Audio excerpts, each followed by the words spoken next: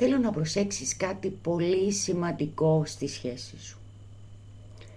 Δεν είναι μόνο τι γίνεται όταν λες ναι. Δες τι γίνεται όταν λες όχι. Λες, δεν μπορώ σήμερα. Και ξαφνικά ο άλλος αλλάζει συμπεριφορά.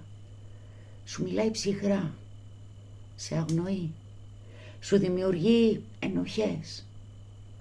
Ή σου λέει, εντάξει, τώρα κατάλαβα πόσο με υπολογίζεις. Και τότε τι κάνεις?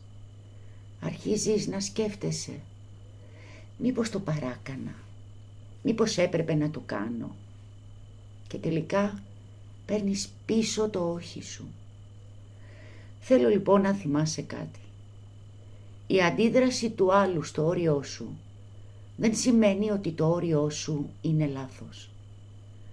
Αν κάθε φορά που προστατεύεις τον εαυτό σου πρέπει να πληρώσεις με ενοχές, με καυγά ή τιμωρία, τότε δεν έχεις απλώς ένα πρόβλημα επικοινωνίας.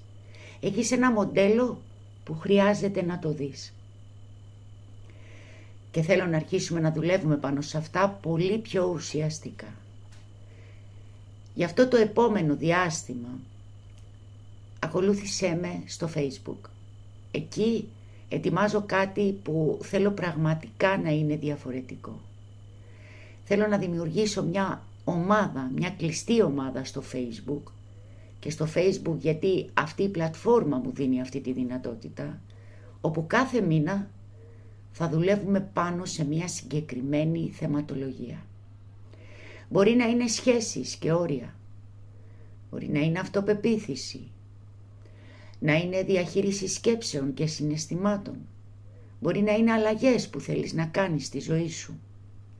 Κάθε μήνα ένα θέμα, με πρακτική δουλειά και εργαλεία που μπορείς να χρησιμοποιήσεις στην πραγματική σου ζωή.